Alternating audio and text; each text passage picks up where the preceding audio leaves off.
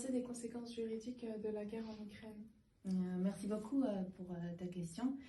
C'est très intéressant parce que la guerre en Ukraine, ça nous a rappelé que les fondamentaux en droit international, ce qu'on croyait acquis, n'a pas été acquis. Parce qu'après la Seconde Guerre mondiale, les États européens se sont engagés à faire promouvoir justement les principes fondamentaux qui devaient assurer le respect des droits humains, l'interdiction de la guerre et de faire vraiment l'exemple pour le monde entier pour que les massacres s'arrêtent, pour qu'on puisse s'épanouir dans le monde.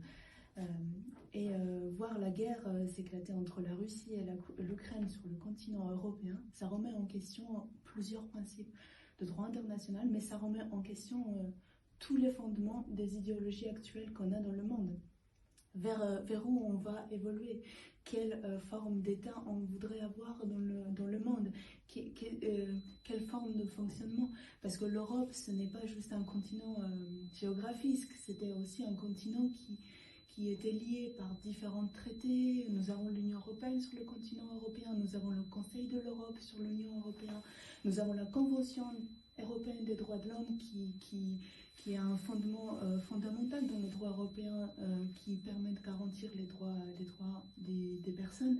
Donc cette guerre remettait en question tout ce qu'on a réussi à acquérir durant plusieurs années et à faire respecter aussi, puisque la Convention européenne a été plus ou moins respectée par les États et on était dans ce chemin de faire mieux respecter.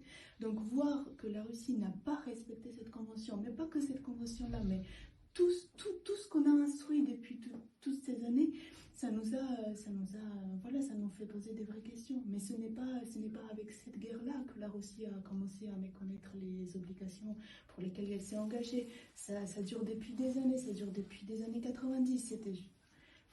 C'était juste une petite goutte qui dépasse le vase.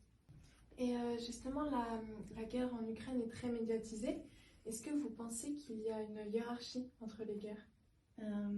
Merci beaucoup pour cette question, puisque avec notre association Solidarité Bretagne-Ukraine, nous avons eu souvent ces débats avec d'autres associations on a été un peu agressés même, puisqu'ils pensaient que justement les personnes ukrainiennes étaient privilégiées.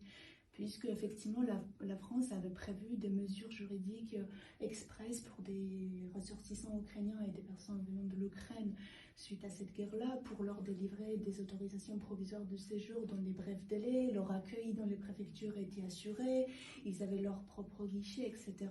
Et tout ça, ça a provoqué une certaine agression chez les gens. C'était tout à fait compréhensif de leur part, parce qu'eux, ils ne comprenaient pas la gravité de ce qui venait de se passer. Ce n'est pas juste parce que la Russie avait déclaré la guerre en Ukraine, ce n'est pas juste deux pays qui ont une guerre et massacre.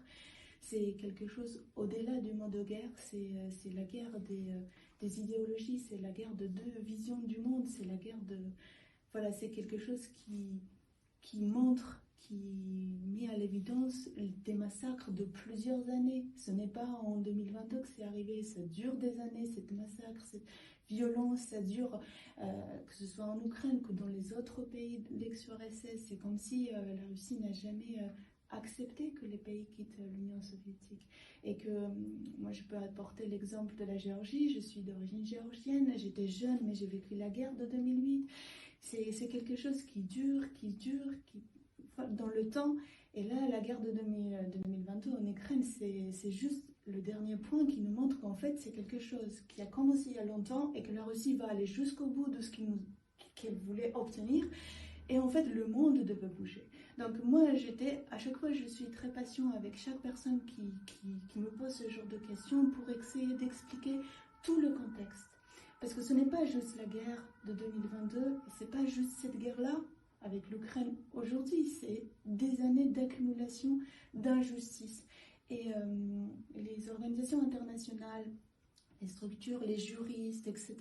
C'est pour ça que ça a été aussi médiatisé, parce qu'eux, ils sont témoins, ils connaissent aussi quelque chose qui... Voilà, et donc c'est très important de comprendre la gravité de la situation qui remonte dans les années plus loin que ça. En termes de justice internationale, qu'est-ce que vous attendez réellement? Merci beaucoup pour cette question. Déjà, on a vu la preuve de droit international jusqu'à maintenant. On voit qu'il y avait beaucoup d'actions symboliques de la part de plusieurs institutions fondamentales du droit international. Et on est conscient que la place fondamentale en droit international, c'est la souveraineté de l'État.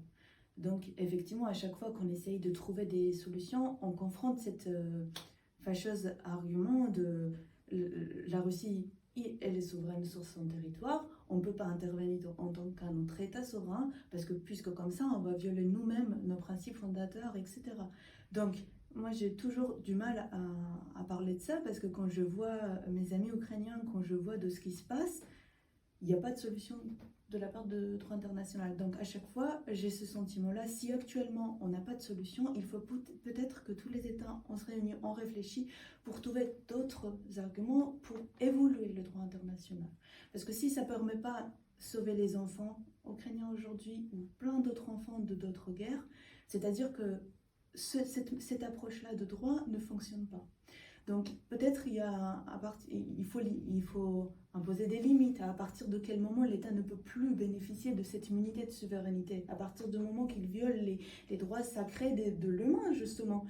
On ne peut pas justifier ça par le simple fait de souveraineté. Surtout quand on regarde ça d'un point de vue humain et pas juridique.